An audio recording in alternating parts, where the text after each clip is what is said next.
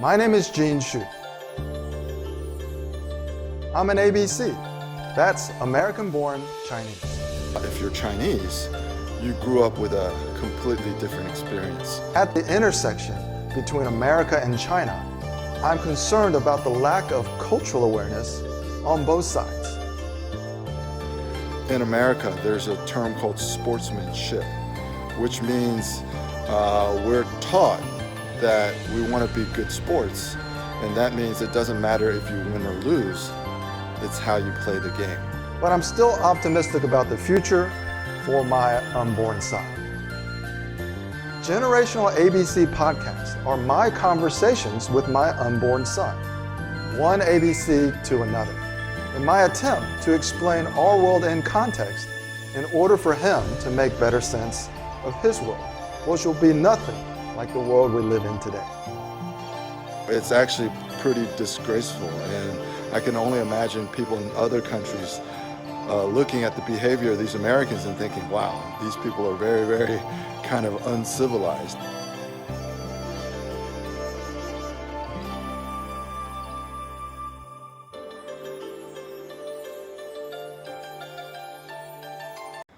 Good morning, little buddy.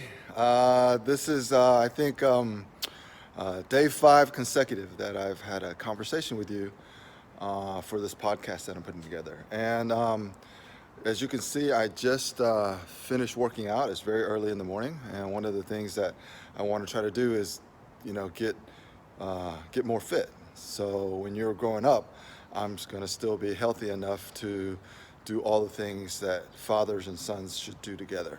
And one of those things is sports, because growing up in America, sports is a big part of our lives. So I'm going to talk about sports today. So first, when I grew up, my father or your grandfather, one of the things that he did that gave me a lot of advantages and shaped who I am is he took me to participate in sports from very early. So starting off with Little League Baseball at age 6, playing soccer, playing basketball, eventually even trying American football. So I grew up playing a lot of sports. So all of the people from mainland China, or even from Asia for that matter, who are roughly my age, they didn't grow up in that environment. And so what it means that depending on what age you are, if you're Chinese, you grew up with a completely different experience.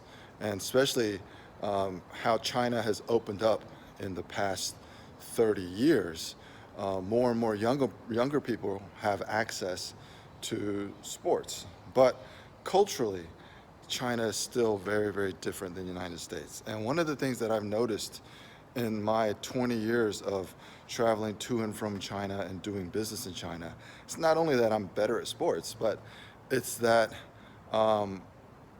here in America, there's a term called sportsmanship, which means we're taught that we want to be good sports, and that means it doesn't matter if you win or lose, it's how you play the game.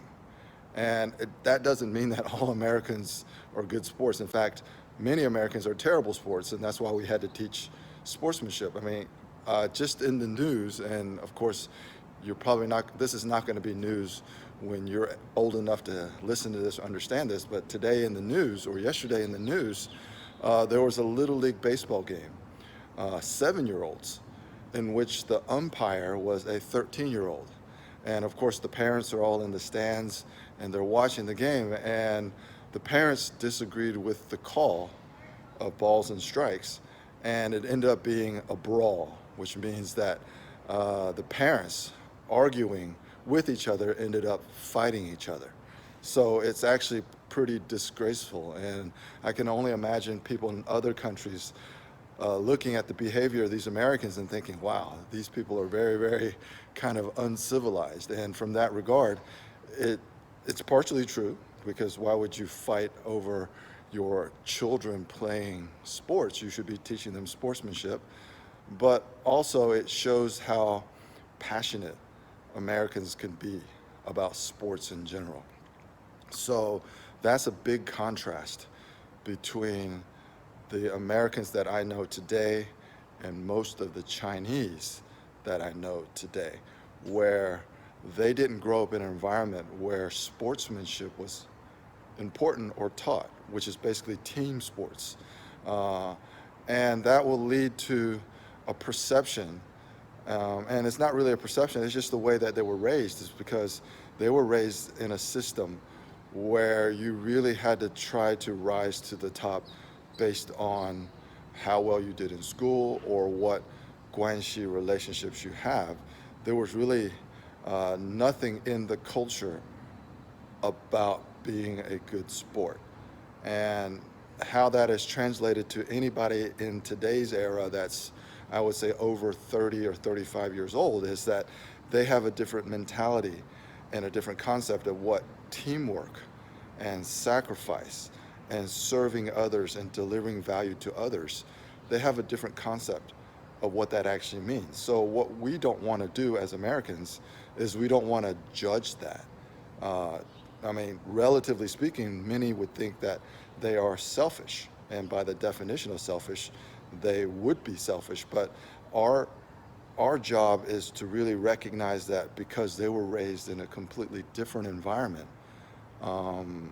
we can't judge their behavior and how they are fighting and competing to kind of create advantages for themselves, because we all have selfish instincts and we all want to do things for ourselves. And I think that's just a really, really interesting difference. And what's going to be interesting is how that trend is changing. So at the current moment in time, I would say China is probably trending upward because more and more Chinese people have access to play sports now. Basketball is now a global sport, and since Yao Ming came to the Houston Rockets in, I think, the early 2000s, China has embraced basketball. But other American sports like baseball and American football, that's not so much embraced in China. But soccer, or the Europeans call it football, is more of a global sport. So just keep in mind that sports is a great way to build friendships and relationships, but you also don't want to judge people if they have a different view of teamwork and making kind of like a sacrifice for the team or for someone else. I mean, even in baseball lingo, there's something called a sacrifice fly, which means that you hit the ball into the outfield, you're called out, but the person on third makes it home. It's actually called a sacrifice fly.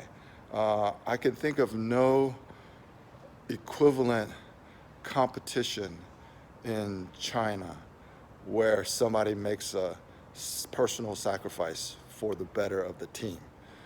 Again, it's not to judge Chinese culture or to judge Chinese people, it's just to put things into a cultural context. Okay, so again, I don't want to make these too long. As you can see, I just finished working out. There's one more thing. I can still remember, because I was extremely athletic when I was younger. In fact, I was one of the few Asians who could run faster than even the black kids who were on the baseball team and stuff like that. I could jump higher. I was really good at sports until an injury derailed my dreams of being a professional athlete. But that aside, I can remember thinking that one of my goals was to be able to beat my 16-year-old son in basketball when he's 16. And that son is now you, and I made that dream or thought 30 years ago.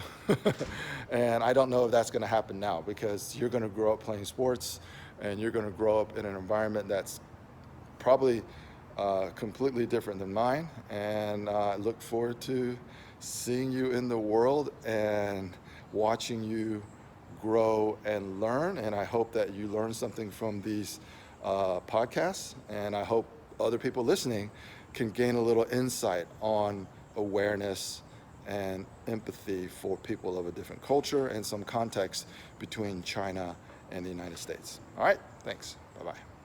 Listen and subscribe on Apple Podcasts, SoundCloud, or YouTube.